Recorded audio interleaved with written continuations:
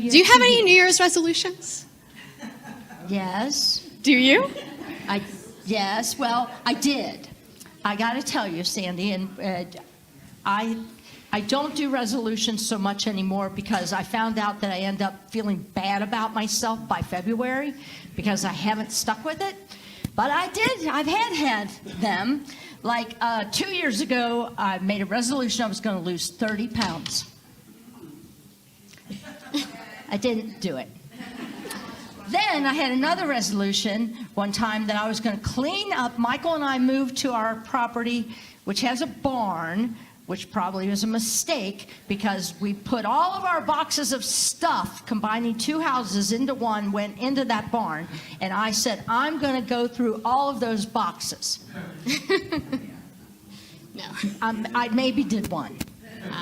How about you? I haven't had a resolution for quite a few years because of exactly what you're talking about. But this year, I'm trying to make like a soft resolution to be honest to myself. And so I've set a couple habits that I'd like to have. And I want to try to build trust with myself. So even if I don't like do a whole half hour or an hour workout, I'm going to do 5 minutes. 5 minutes every day. I can do 5 minutes. And if I can do more, I can do more. But for 5 minutes, I can get on my tread pad and I can do things while I'm on the tread pad. So I'm going to keep that because that way I'm going to show that I can be honest and faithful and loyal to that in myself. So like you there's call part it of a me. soft resolution, so Yeah. it's like not setting you up for the big. No, I'm not setting myself up. I hope one day that I'll get to that. Maybe I'll add more as I go, but 5 minutes is my resolution this year.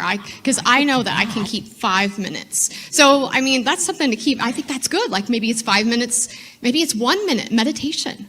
Maybe it's 5 minutes of mindfulness, whatever. I can do 5 minutes for me every day regardless. That makes sense. Yeah. Yeah, instead of resolutions, like you said, you had another So word. today is about the white stone. And sometimes I think people who don't know much about the white stone, and even those of us who've been around for a while, we might equate the white stone to like a resolution. But really it's like resolutions are what we do or try to stop doing. And the white stone is from Revelation, literally, and it's about transformation because the book of Revelations, no matter what you might have been taught about it, because it seems like doom and gloom, it's about transformation. So instead of doing something or not trying to do something, it's about being. It's about how we show up. And really, my resolution has a being behind it because what I want to be is truthful and loyal to myself. I want some part of me to trust that I can always be there for myself. And I'm going to show that part of me that I can always show up for myself by doing something for 5 minutes every day. So it's how I'm being that is going to spark and fuel what I'm doing. So instead of resolutions, we're talking about transformation today because the white stone is about how we show up.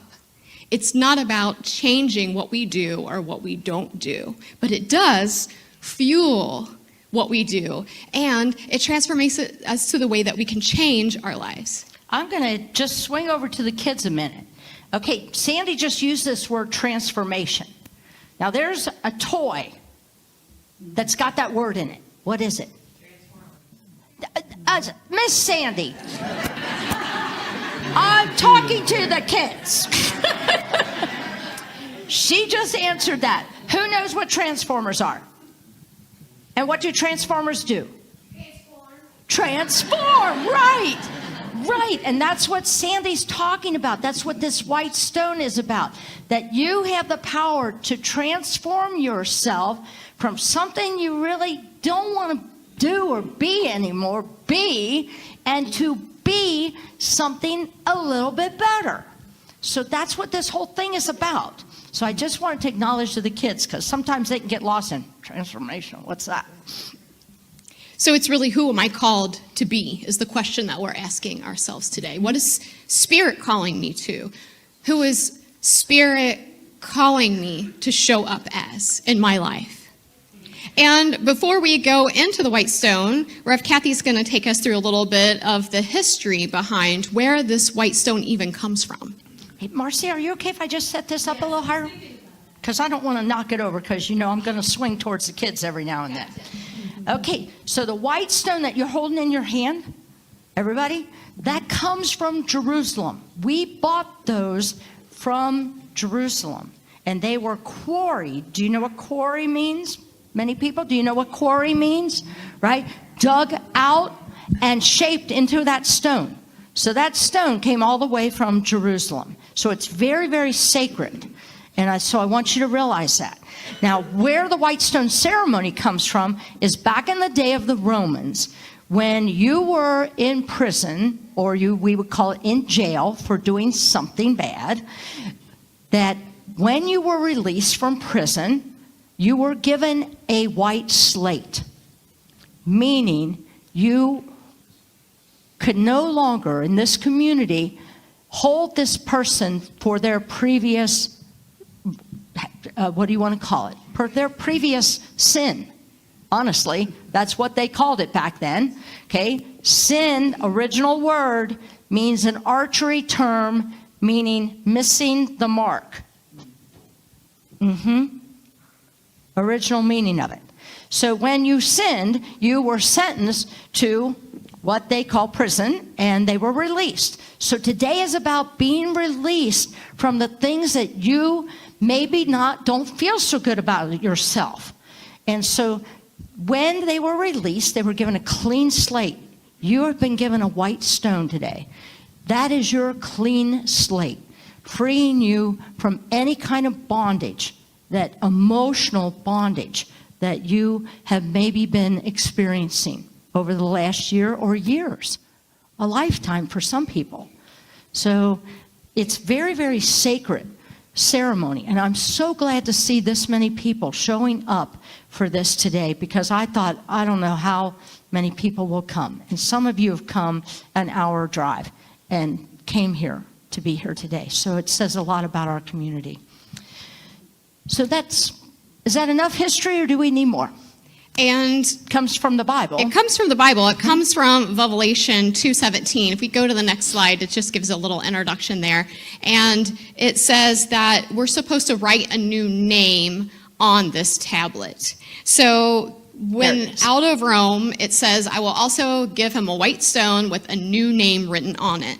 And so we are supposed to write a new name on it. Kathy, can you give us a little background? Like, what does it mean when we're supposed to put a name on it? Yes. Back in the Bible, written in the Bible, there were characters in the Bible that received a new name. The most popular one is Paul. Paul was... Oh, you already you bunch of spoiler alerts here. My goodness. Paul originally was Saul. That was his original birth name.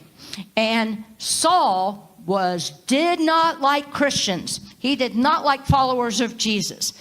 But then he was struck blind and had an epiphany. He was struck blind for 3 days. And in that epiphany, he had to look within, because he couldn't see without there. So he had to look within. And when he went within, he saw all the bad things he had been doing, and he changed. He transformed into a new person. And he then was given a new name, Paul. Sarai was changed, her name was changed to Sarah. Abraham. There are many names in the Bible that were changed when they received a wake-up call, an epiphany. They went within, saw the things that they didn't like and what they had been doing, and they changed. They transformed themselves. And so that starts us a little bit of metaphysics behind this, because in metaphysics, every name in the Bible means something. And the people 2,000 plus years ago would have understood that each name has a meaning, just like someone given the name Faith today. We understand that that has another meaning. Every single person would have known that. So this meaning to the name is a way of saying it's a quality or an aspect of ourselves. It's not just simply taking on a new name just to show that we've transformed, but it's taking on a quality or a characteristic that Spirit sees is useful for guiding us. So let's get just a little bit deeper into that metaphysics. If you could put up the next slide. This is the passage. To everyone who conquers, I will give some of the hidden manna, and I will give a white stone, and on the white stone is written a new name that no one knows except the one who receives it. So to everyone who conquers, I think the original said every man. And I did just a little bit of tweaking there because man just meant human in the Bible metaphysically. So for everyone who conquers, what are we conquering? Conquering or overcoming limiting thoughts and beliefs. So words like not enough and dumb and those things that keep coming up, and I can't, I'll never be lovable. Doubts, I might not be able to do this, what if I fail? Thoughts that come from our ego or our personality, all of those thoughts do not come from the truth of who we are. When we have thoughts that are negative, that is not coming from our true spiritual nature. Those thoughts are coming from a personality or part of our ego. So everyone who conquers that ability to get over those limiting beliefs will be given the hidden manna and a white stone with a new name. The hidden manna is simply spiritual nourishment. Manna is another word for nourishment, but spiritually, that would be guidance. We're given guidance from Spirit. We're given wisdom and knowledge about what we should know, and what we should do, what is ours to do in the world. And it's this universal life energy, this energy that you didn't even know you had. When you're at the point, have you ever been at that point where you're so down, it's like, I just don't think I can do this anymore. Mm-hmm. But there's always that energy there. And it's being able to release the personality that says, I don't think I can do this anymore.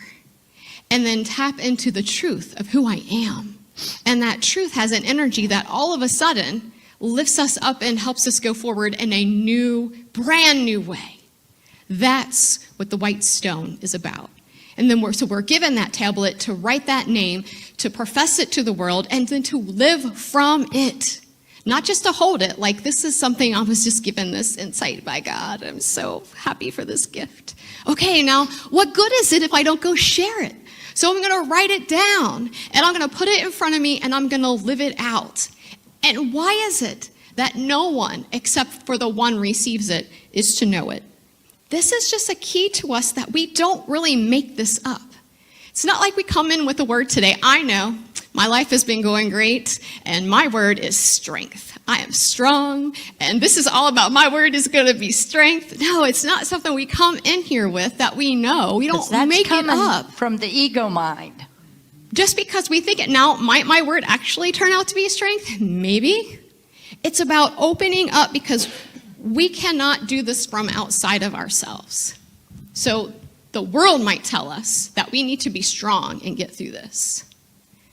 My parents might say, I just need to suck it up and be strong and get through this. And I think I just need the strength. But, I like how you said that, Sandy. I'm just going to back up a minute where you said, you know what, where I can't hardly take it. I don't know if I can take it anymore. And I'm looking at you parents out there. I'm looking at you grandparents out there. And how many times have you said that? Oh my gosh, I don't know if I'm going to make it through raising these kids. And then I'm going to look at you kids and say, I don't know if I'm going to make it keep loving my parents or my caregivers and your Uncle Steve. You know, there's just sometimes when we all feel that way about others. So I think it's really good the way you acknowledge that. So yeah, because it's not from that outside source. So that is part of the release. We release the shoulds. I should because this person says I should because I feel like society is making me. I should. No, we're going to release those ideas, and underneath them, we're going to listen to the Spirit that's underneath all of those shoulds. And it's going to tell us a word or a phrase that we can apply in any situation to help us through, and it might not be what we expect. It might be something completely different. And this is part of why we do meditation and why we encourage meditation. And that's what you're going to be doing in a guided meditation here today. Is it's going to be more of a focused meditation of to receiving, being open to the guidance, not letting the mind try and run it, but being open, as Charles Fillmore would call it, go to headquarters. He would call it going to headquarters. His granddaughter's friends would say, "Your grandpa's sleeping again." She'd go, "No, he's just going to headquarters." No. And sometimes it feels like we're making it up because it comes from our power of imagination. That's how spiritual guidance comes through, especially when we actually we're hearing ourselves talk, but it's a word, and it's like, where did that come from? Did I just make that up? And we'll just get a feeling in our heart space or somewhere in your body. For me, it's my heart space. For you, it might be your feet or just grounded feeling that this really is spirit talking to me, that it's just there, and it's right there, and it feels solid, it feels true. That's what we're looking for. So let's take that into meditation. And just put everything aside and put your stone aside for now. Yep, lay and it then down. if you feel led at any point to pick it up and you just know your word, I'll give you like a hint towards the end. Okay, now is the time you can start if you feel led to write. But anytime you feel led to write, you just know what it is. If you know that spirit talking, you go for it. But let's just take a minute to release and get into the mindset. So find a comfortable position with things off your lap and just rest your feet gently on the floor and feel the ground beneath you. And if it feels comfortable, just softly close your eyes. And bring your attention to your breath, to take a breath. And follow that breath in, and then follow it back out of your body again. Where does it go? Take another little bit deeper breath this time. And as you release it, just feel everything from the morning begin to melt away. With each exhale, allow yourself to settle more deeply into this moment. Feel the air on your skin and the pew beneath you supporting you. There's nowhere to be right now. You can put everything else on the to-do list aside until this is over. And this moment is yours. So taking just another moment to follow your breath in and out, and just notice the pause. There's a pause at the end of your breath, just before the next one.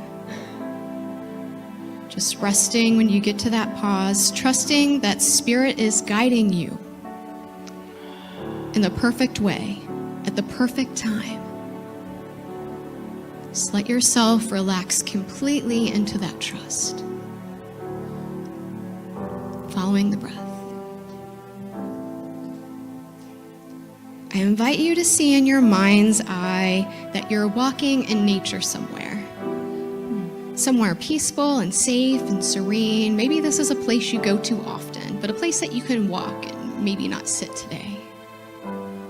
Maybe a garden or the woods. The air is calm and warm and the light is soft.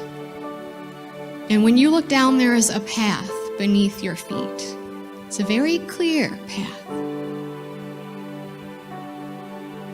So you start walking, feeling really at ease when you notice in front of you is meeting you a very compassionate being. Now, this is someone who represents unconditional love. It could be someone you've met, someone from your past, someone you've never met. It could even be an animal or a pet. All you know is when you look into their eyes, see them, they're smiling at you on your path. Maybe you've got to bend down to see them. Look them in the eye and feel that unconditional love coming from them.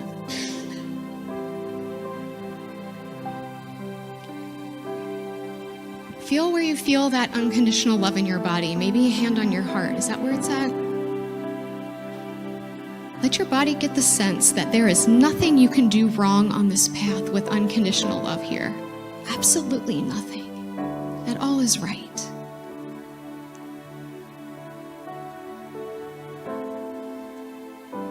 And as you walk this path with this unconditionally loving person just watching you, staying in that place, and you're walking forward in that unconditional love, you're going to notice some thoughts arising. Don't try to get rid of them. Instead, I want you to visualize every thought that comes along, every should, every to-do. Visualize it as a little child coming up to you, tugging you on the pants leg. And say, thank you. Thank you for sharing that. Go play with that unconditionally loving person that you see. Go play with them. Go have fun. Each little thought coming, tugging on your pants leg like a little child. Say, thank you so much. Thank you for sharing. Run along and play. Look there. They're waiting to play with you. Go back and play for a while. As you continue to walk, you just feel this certainty and this trust, surrounded by love and light.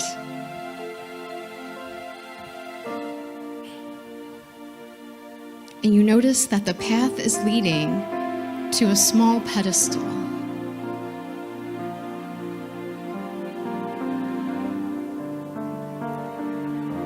And as you get closer, you notice that there's something sitting on the pedestal.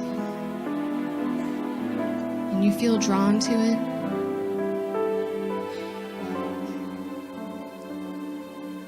You see a smooth white stone resting there. You walk gently and pick it up, and it feels cool and smooth in your hands, and it's glowing softly.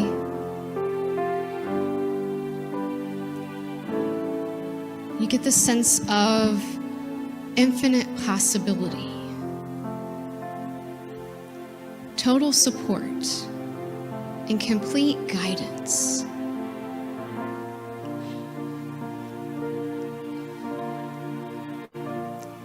As you hold the stone, you feel calm energy and this peaceful excitement.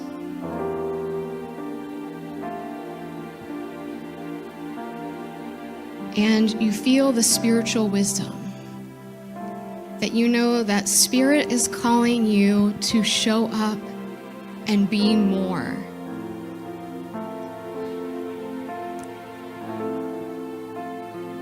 And you know that in this moment, all you have to do is ask. And Spirit will show you the way, will guide you for what is yours to do. So as you hold the stone in your mind's eye,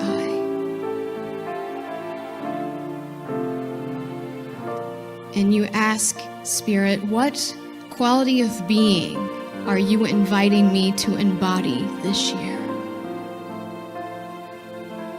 What quality of being am I invited to embody this year? What is mine to know? And what is mine to be?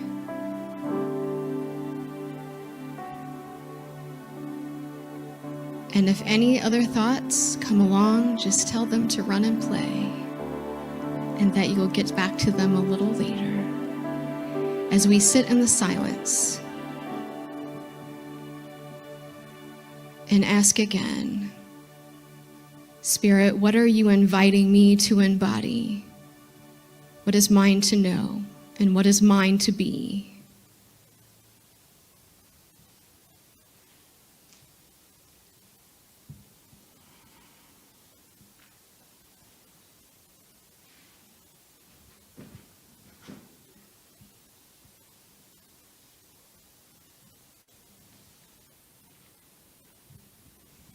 And in this silent moment, we are patient and gentle with ourselves. The word may come through as an image or a feeling or just a soft sense of knowing. If you have any thoughts of analyzing or judging anything that's coming or not coming to you, Thank those thoughts for sharing and invite them to run back and play with the others. Tell them you'll get to them later, you promise. Trust what arises. What is mine to know? What am I being invited to be? What is Spirit inviting me to embody?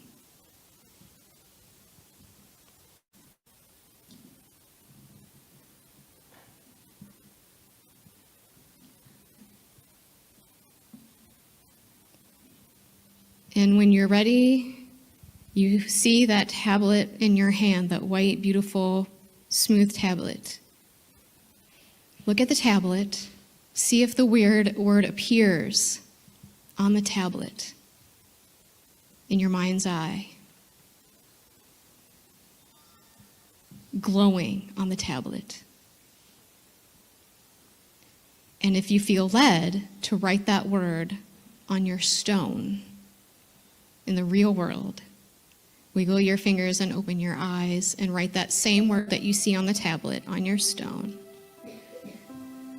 And if nothing comes right now, it's okay. Know that Spirit is always guiding you. It's always working, whether you're here in the sanctuary or you're in the car or you're somewhere else.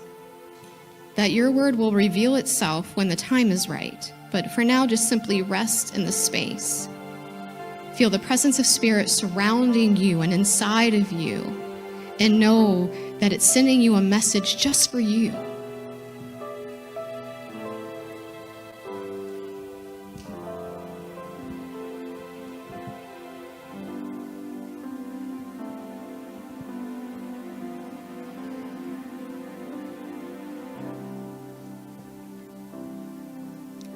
And now we can bring your awareness back to your body and feel the support beneath you and the weight of your hands and your feet grounding you, and wiggle them around just a little bit and take in a deep breath and affirm, I trust this word that's Spirit's gift to me. I trust this word that's Spirit's gift to me.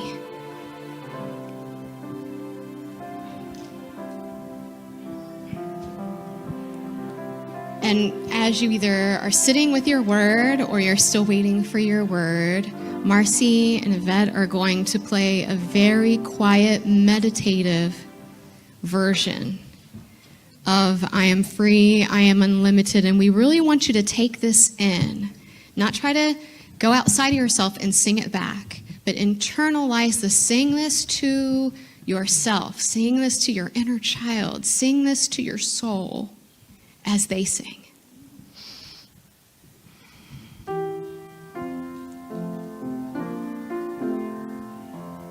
I am free, I am unlimited. There are no chains that bind me. I am free, I am unlimited. Right now, right now. I am free, I am unlimited. There are no chains that bind me. I am free, I am unlimited.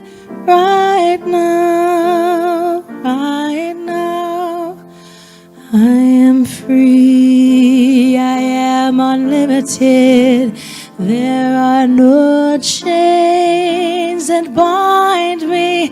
I am free, I am unlimited. Right now, right now. I am free, I am unlimited. There are no chains that bind me. I am free, I am unlimited. Right now, right now.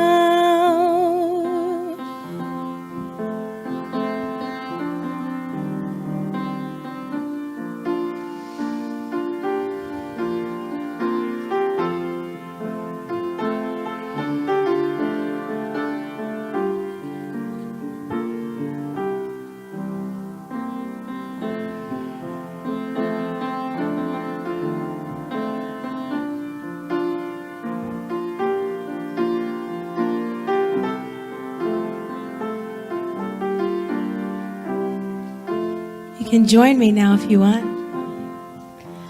I am free, I am unlimited.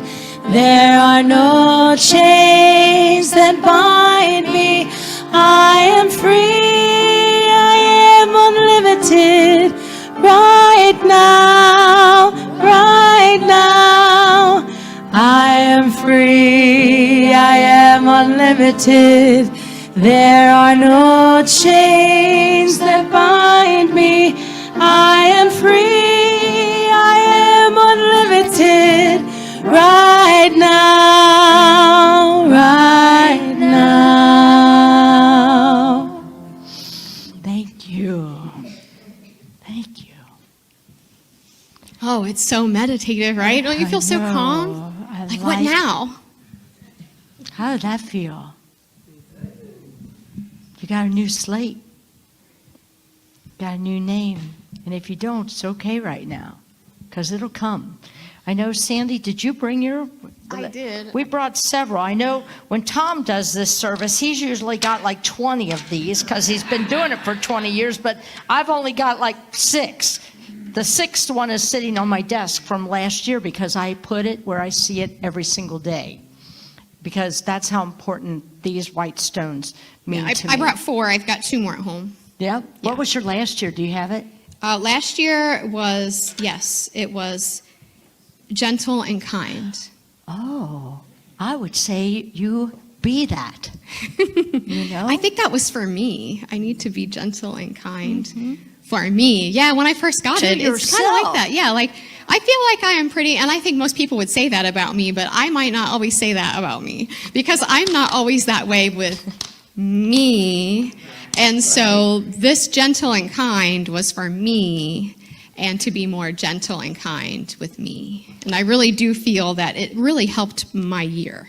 It helped guide me in everything I did because I said it there, and everything I was going through. It's on my little mini altar, like right as I go into my bathroom around the corner, and I saw it every single day, and I'm like, oh, I need to be gentle and kind with me. So what would that look like right now?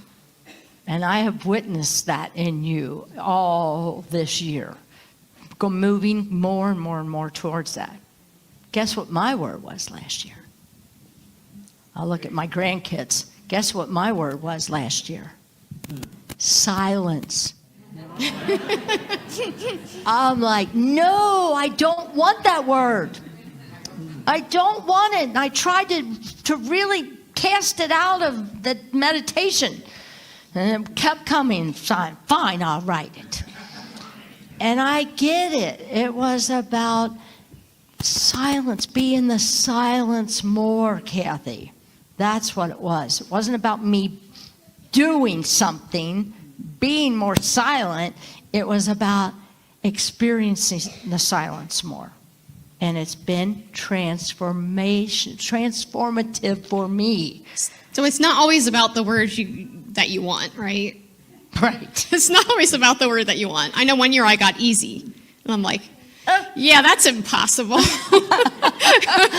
What is that going to happen? Whatever you think of it. But it was also transformative. That was a year way before COVID, when I was doing so much here. I was doing Kim's job, and I was doing that. And I was doing like everything in here, and it was, and the song that came to me was "Easy Like Sunday Morning," and I'm like,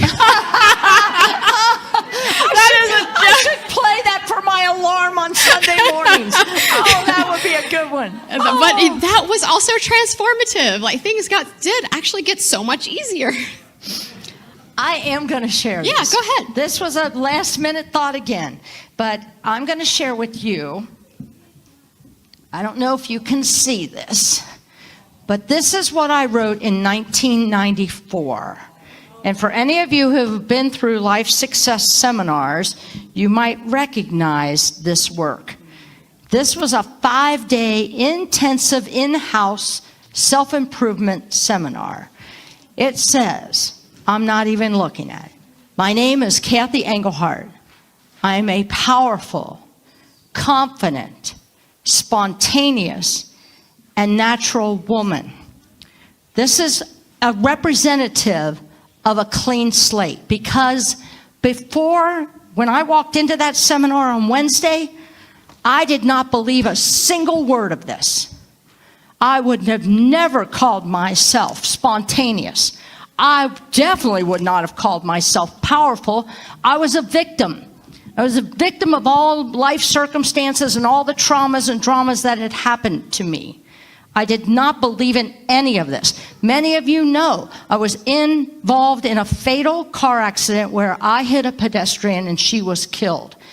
My life stopped. I felt like scum of the earth. My name on my slate, I didn't believe I had a clean slate. I believed I should have been in jail. I should have been persecuted. And doing this seminar, I came out victorious. I still did not leave. I did not leave believing these words. But these were the words I got. Just like whatever you got today. I 100% am these words today. 100%. And I put this where I could see it every day of my life. And I became it. I transformed into a powerful woman. I transformed into courageous, spontaneous, natural woman.